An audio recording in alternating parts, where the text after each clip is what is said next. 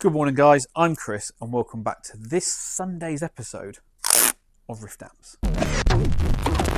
Right, working on the Rod Deluxe. I've got the board pulled down and forward so I can replace the filter caps properly, so you don't do it from above. And you know how I'm always banging on about Loctiting or securing your hardware? Well, this is a classic example. This one, you can't see. This one, this one, this one, and this one, they're all good, they're all stable, but this one at the end wasn't even done up properly. And that would have created a rattle, which would be a nightmare to hunt down. So I'm going to take all of these off, put a smidge of Loctite on them, and then back in. And then that's never going to rattle again.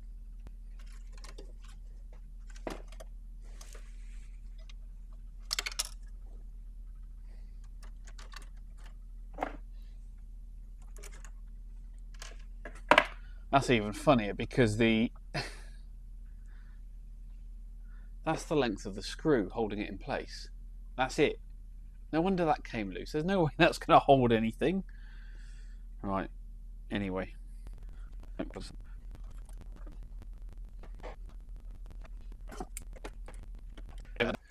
Okay, new caps are in. 1, 2, 3, and you just can't see the one off screen there. But we know that these two resistors here cause all sorts of problems in this amplifier.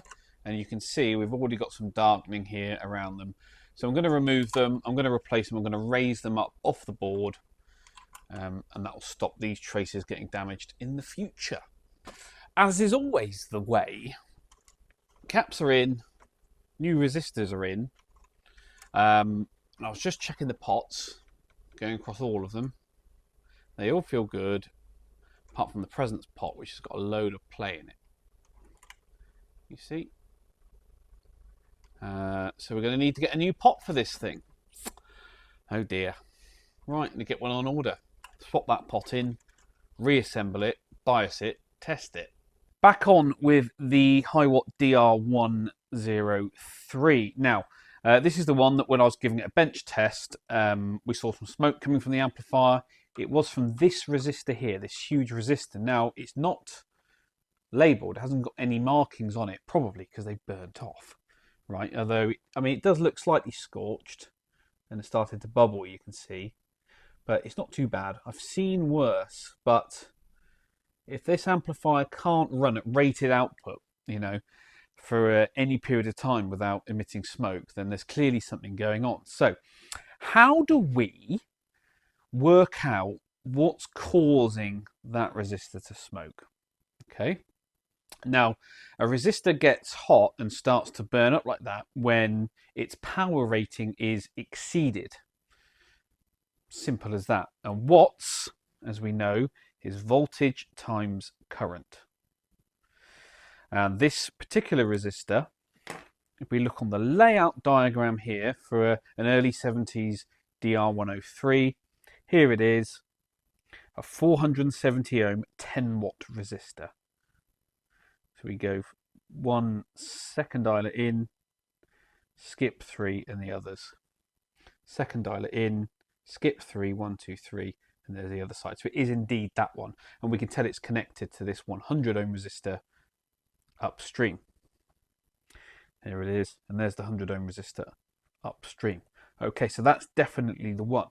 And if we look on the schematic for this amplifier, here it is, HT supply 2,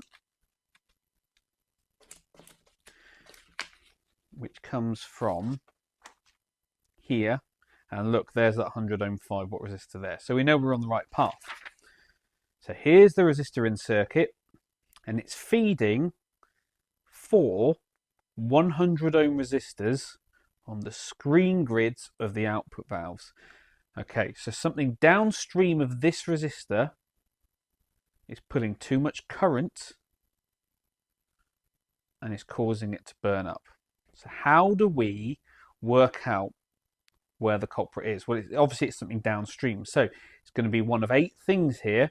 It's either going to be one of these resistors, 1, 2, 3, 4, or one of the valves, 1, 2, 3, 4. Okay, now What's the best way to do this? Well, the easiest thing to do will be to measure the resistance of each of these screen grid resistors and see if any of those have gone high or low. You know, they're out of spec. That might give us a clue about where we need to look. If the resistor measures fine, then it can't be anything downstream of that. If this one measures fine, it can't be anything downstream of that. If this one measures vastly different, we know that one's been getting hot, and therefore something downstream of it must be the problem, probably that valve. Do you see where I'm going? So that'll be our first check, is to verify the resistance values of these 4 resistors. And we'll measure this one as well in circuit. So let me get the meter and let's start measuring. Hopefully you can see. If I put that meter there, can you see what it reads? Just about. Okay. So we'll start with furthest one away from you.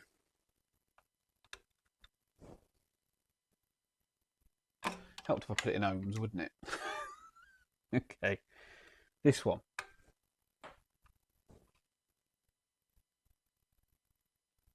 99.8. 99.8. Next one.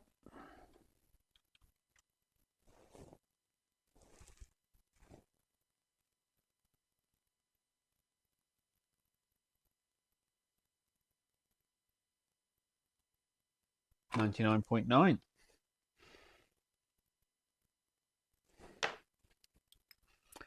This one.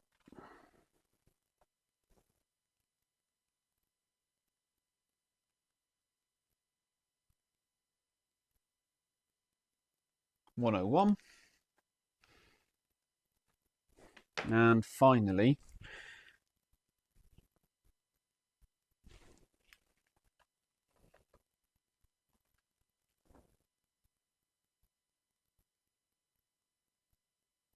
101.7. They're all within tolerance and they're all within spec, so I'm not worried about any of those so far. Okay, what about the big resistor itself?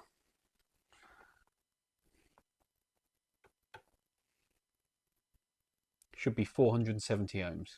496.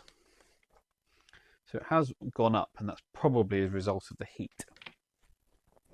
Okay.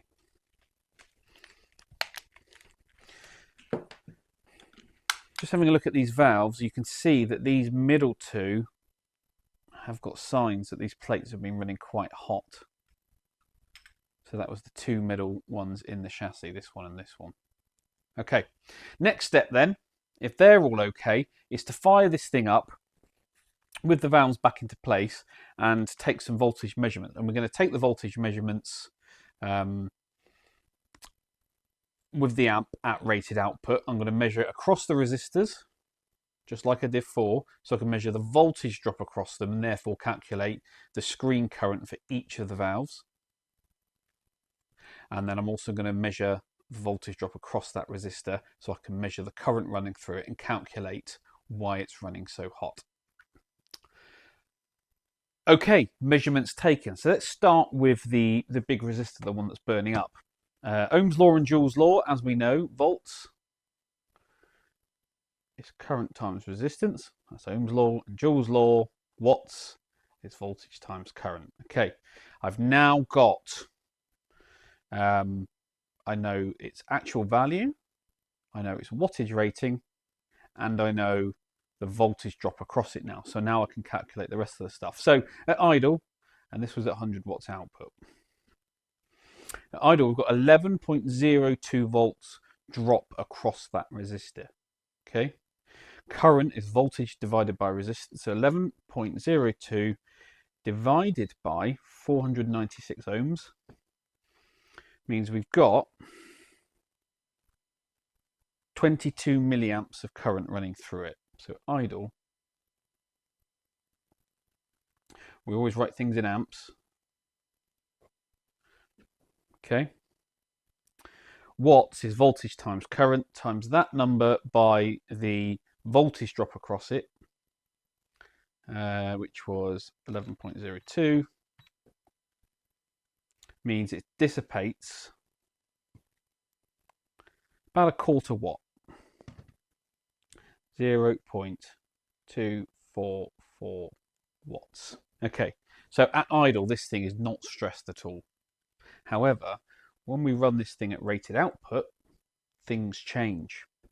We now get 46.3 voltage drop across that resistor, divided by its resistance, 496, puts us at 0.093 amps.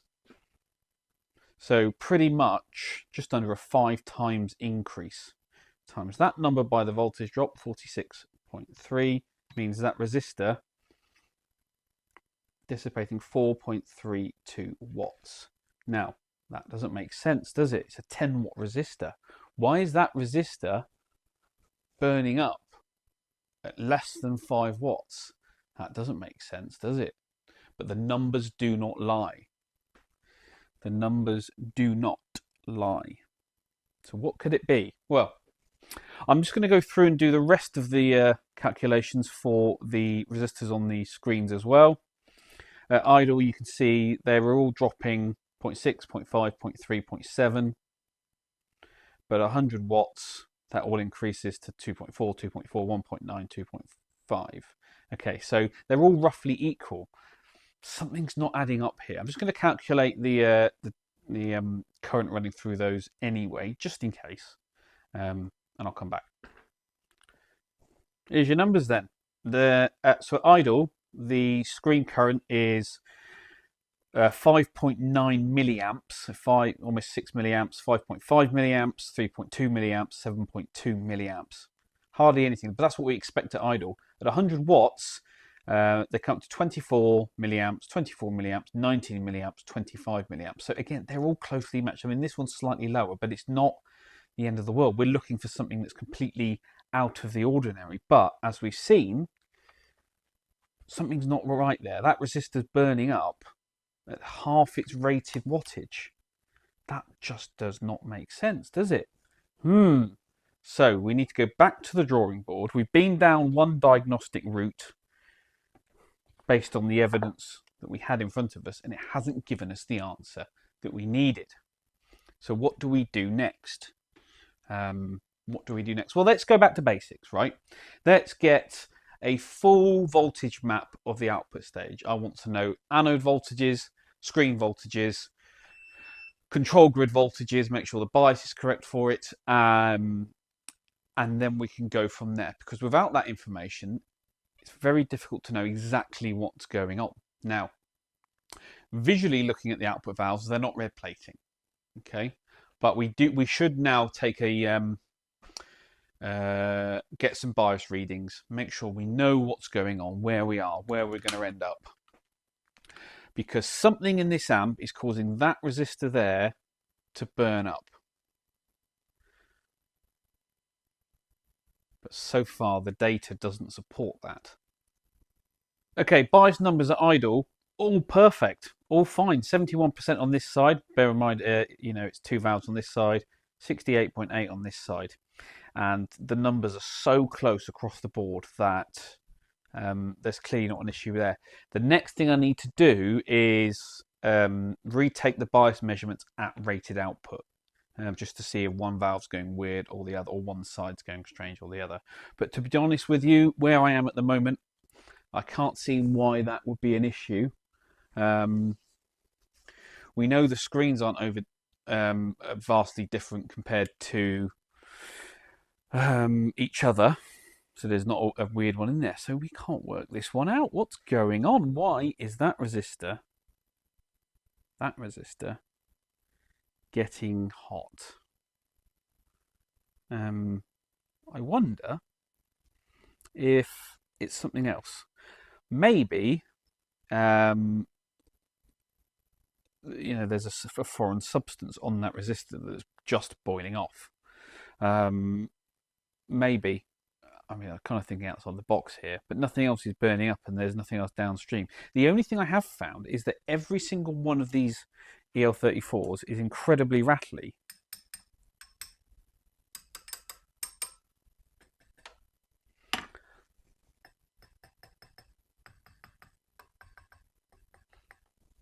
So I don't know. I don't know at the moment, but isn't this interesting?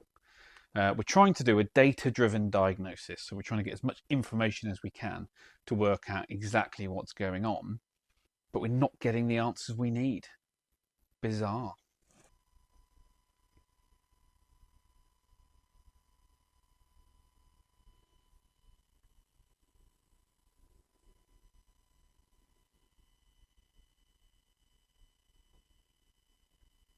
Okay, so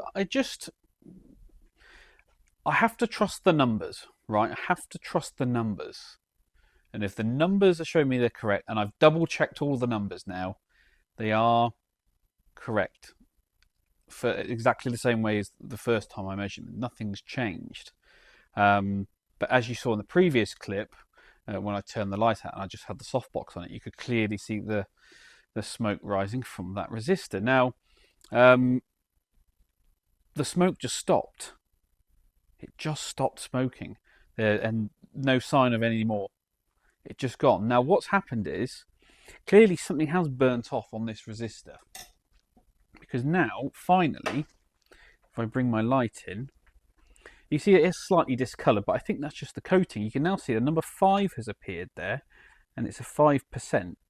Might not come across on camera very well, but it says 5%. And actually, if I come round this side, you can see on top 500 ohms. So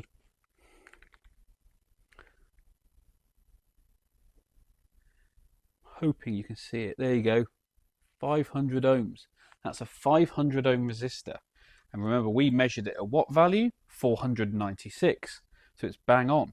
I think there's nothing wrong with that resistor. There's nothing wrong with anything further downstream on it. But there clearly was something on that resistor, a foreign substance maybe. Maybe it's some pot cleaner where someone else has serviced this before. And the amp just hasn't been used at that kind of power where this resistor gets warm enough to burn it off. That's the only explanation I can think of, because all the numbers add up perfectly. So what can I do? Now, I think the best thing to do is the good old-fashioned soak test. I'm going to leave this thing running at rated output for a good hour. I'll keep an eye on it and I'll see what happens. But that resistor is running well within its own spec. The screens and the output valves are all running well within spec. There's no excessive current draw. We're all well within tolerance by a long way. So the only thing it can be was that this resistor, yeah, it was getting hot, but well within its capability, but there's something on that resistor itself burning up. And therefore, would you call that a red herring? Maybe, I don't know. But I can't think of any other explanation for that, because now I can run this thing at rated output, in fact more than rated output, and there's no smoke anymore. Nothing, just none, just doesn't exist. Isn't that weird? Isn't that bizarre? Oh, interesting. So I still need to find out why we had that ultrasonic oscillation. Remember when we turned both the mid and the presence controls up. Need to find where that's coming from, work out what's going on. But the amplifier is running great, electrically at least anyway. It sounds good as well. But that resistor, it's a 10 watt resistor, so they're designed to get hot. They're designed to handle heat. But why it was burning up, I don't know. Do you know what we should do? Let's get the temperature gun on it and see what it's running at. So the amp's now doing 100 watts and it's pulling 346 watts out of the wall. We're in Celsius here, so I do apologise. We get on that resistor. 160, 180 degrees Celsius. How do I change it to Fahrenheit?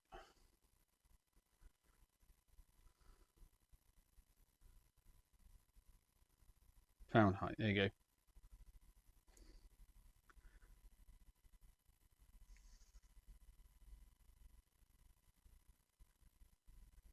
About 385 Fahrenheit.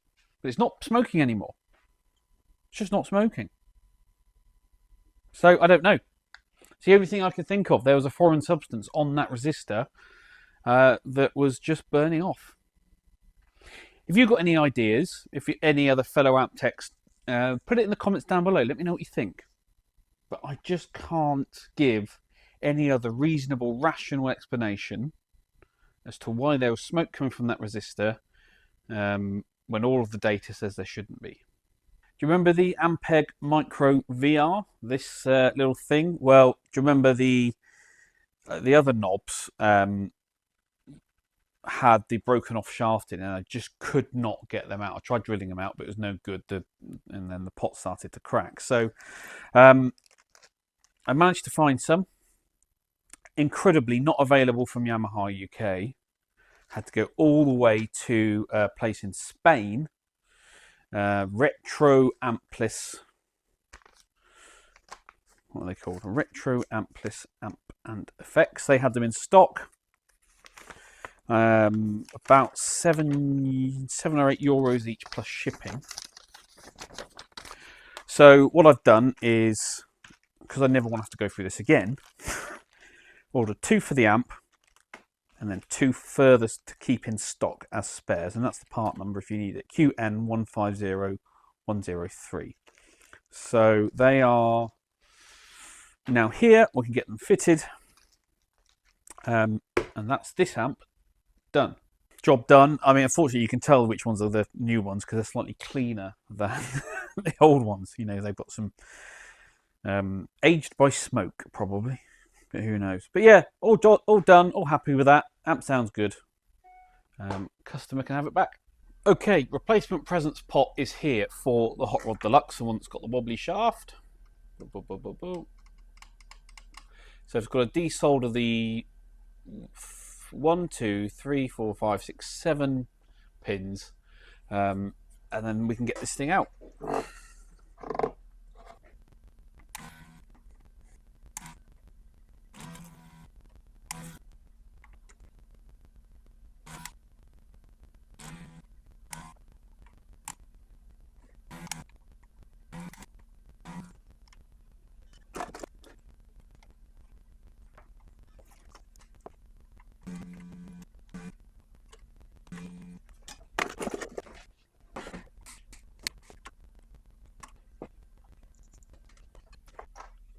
Yeah, so you can see, here's the old pot. That shaft is just knackered. It's actually come out of the body of the... Can you see? Yeah. Ooh, that feels awful. Clips back in, but it still moves. So we'll get the replacement in.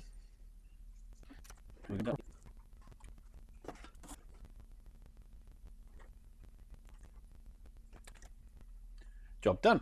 Now what I want to do is, before I put this board back in, is I want to check every single solder joint on the underside, just in case, because I really don't want to have to pull the board back out again.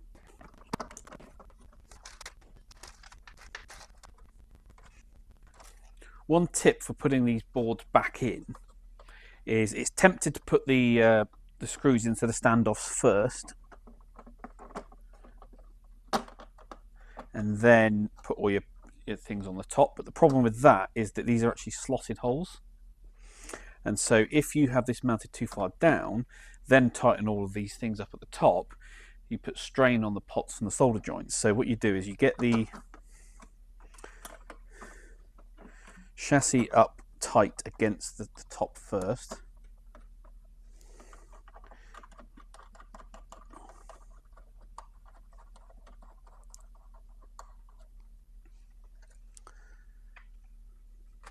then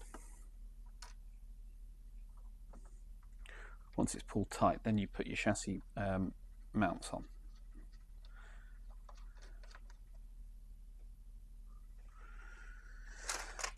Oh, I forgot to put a washer on that one. There's always one.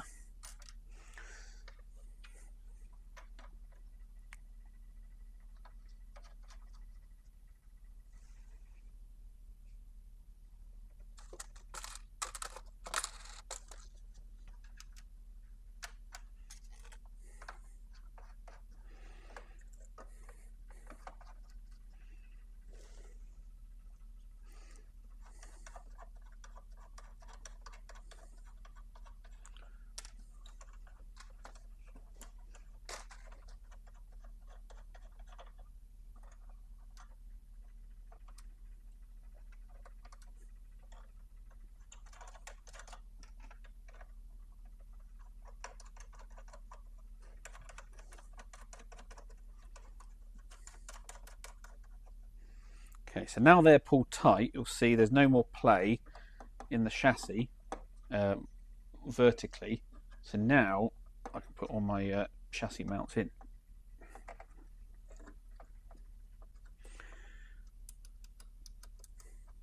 All they work. Excellent. Good. Right, I'm going to crack on.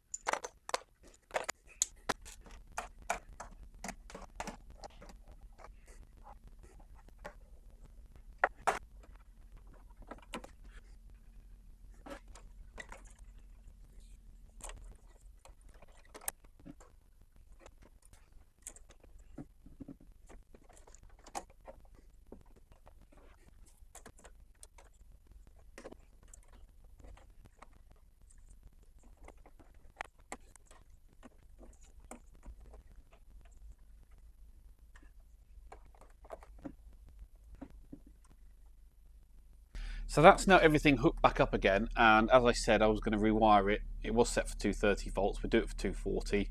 All that requires is swapping the black and the white and black wire around from CP4 to 10. You see, they just swap over. The rest of it is as it was wired, so that's all back together. I can now bundle these back up, cable tie them all back together, and now I can fire this up on the test bench and check it's all okay. Up and running on the bench. Just doing the output test as stated on the schematic. Biased it as well. It's running great. That's your output sine wave. Looks lovely. It's running fine. All the controls are now working as they should do.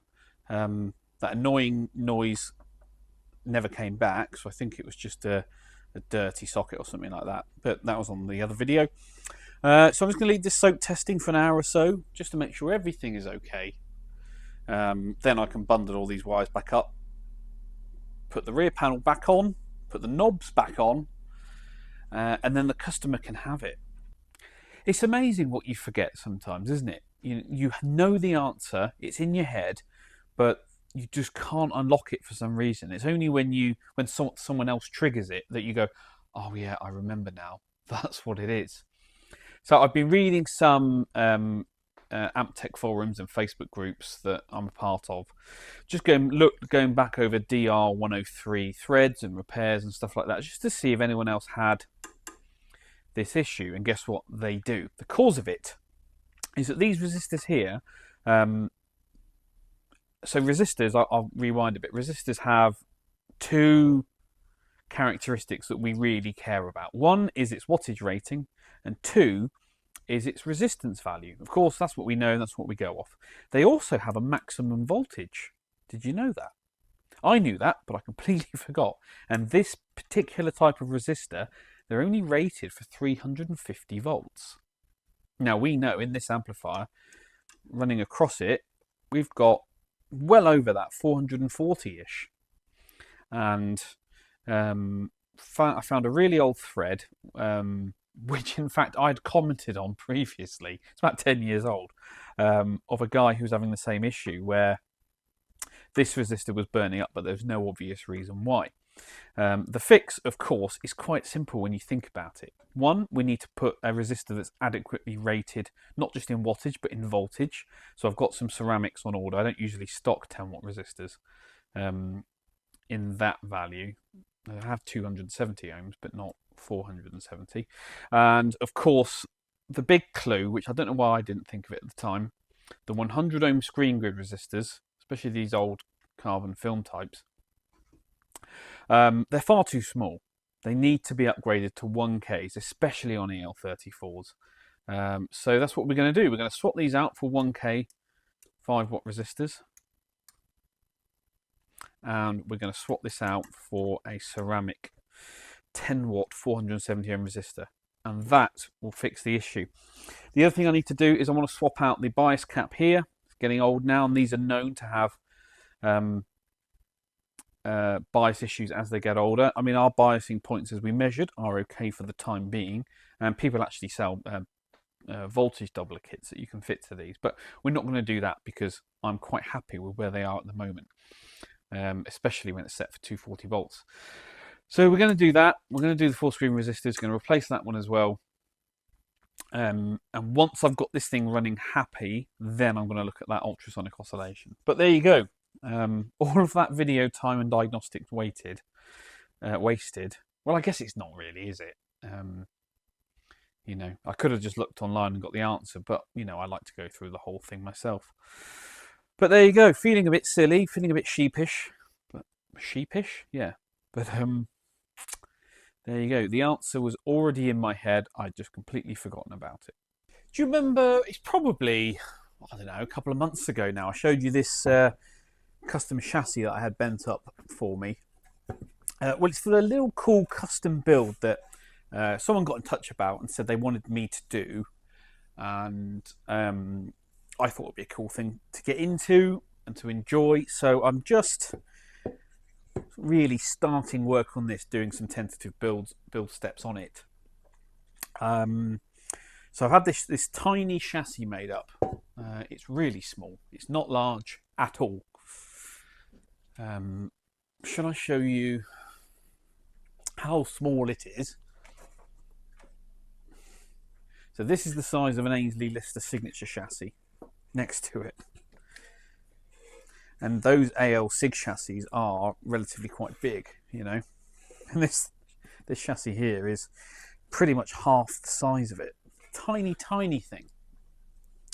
Anyway, we're cracking on with this build.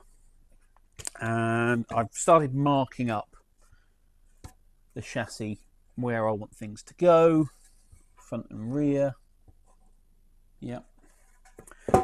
And as you know, what I normally do is I do the board design on the computer, and then I print off a mirror image of that board design. So here's the board design, the correct way up, and here's the mirror image. The reason I do a mirror image is it allows me to work on the outside of the chassis when I'm lining things up. So where are my sockets gone? Here they are.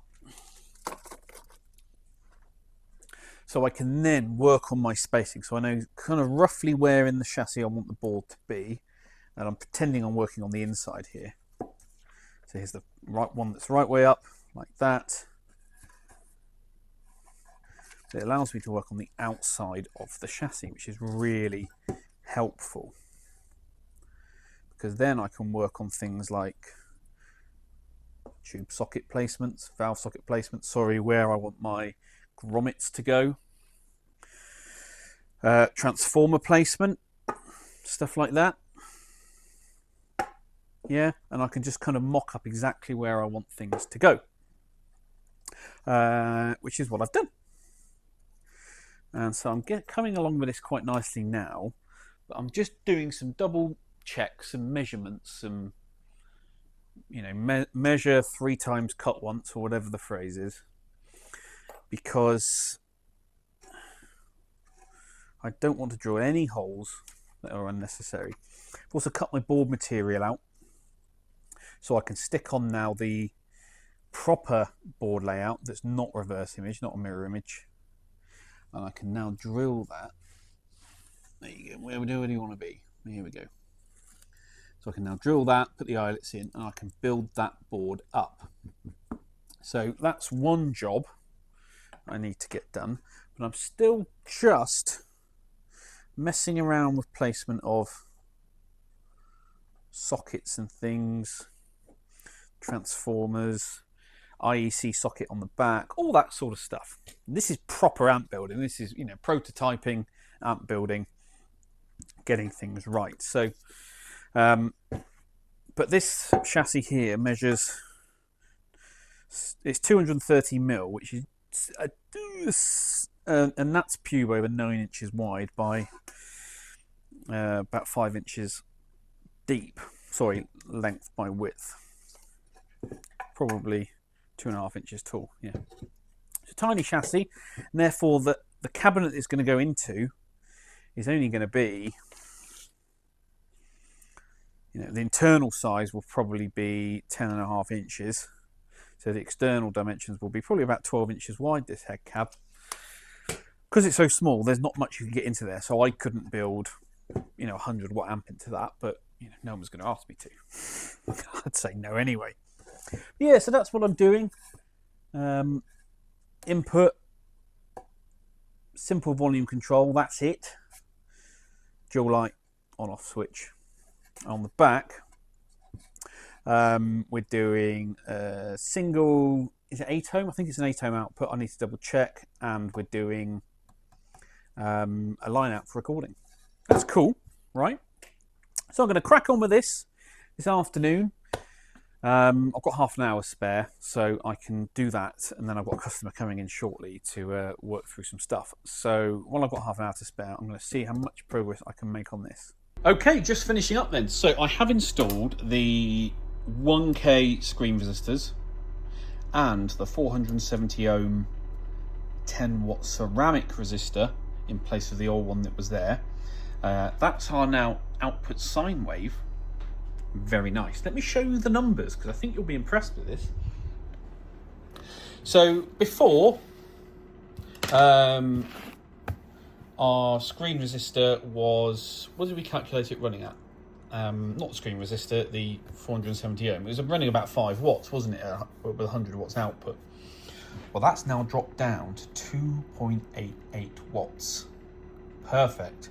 And before, it was running at 185 degrees Celsius when the amplifier was running at 100 watts. The new one,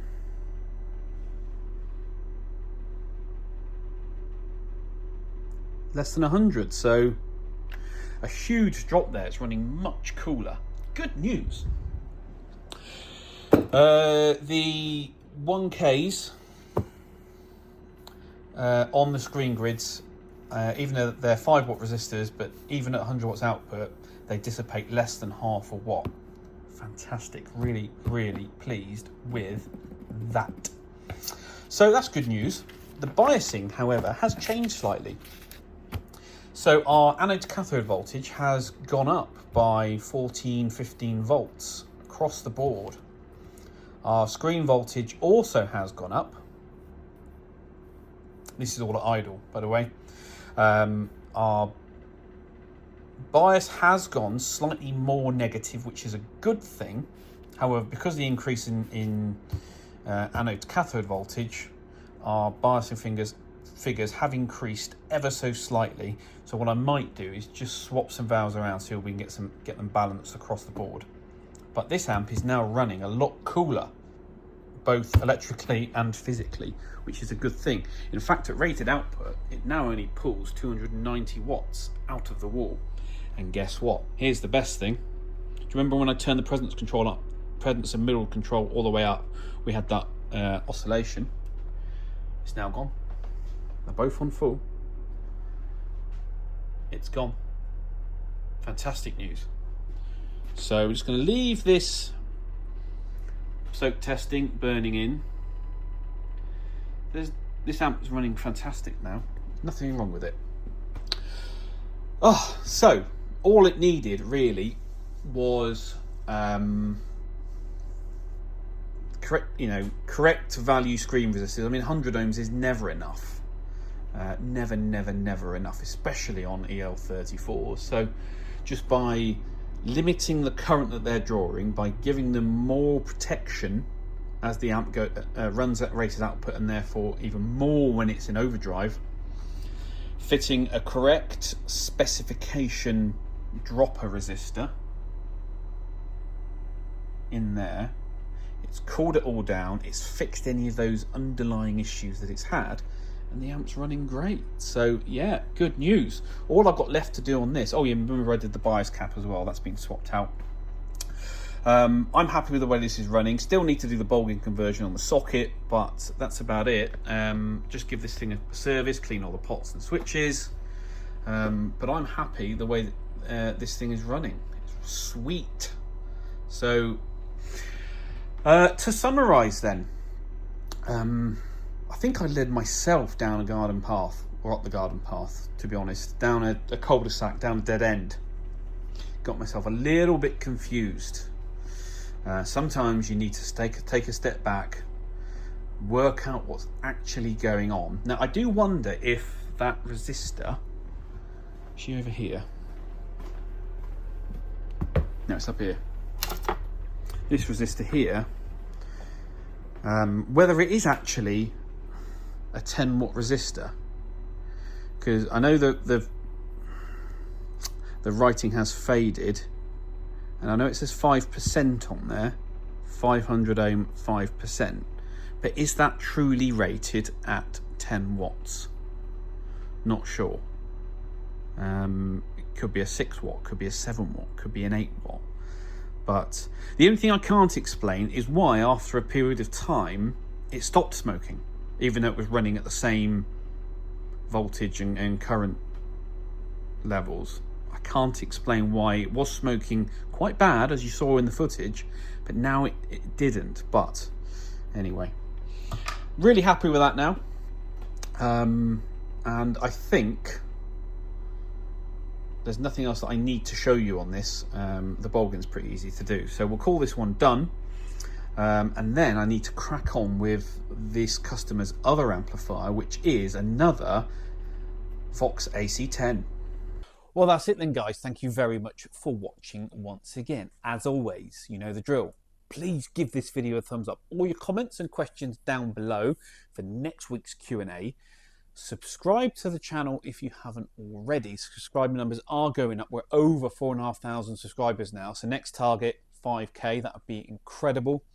Hit the notification bell so you know when I put new videos out. There are a lot of videos coming this month in December. You don't want to miss any of those. If you're feeling super generous, you could join the channel like these guys have. It's a small fee, really helps me out, and I will catch you all at the next one.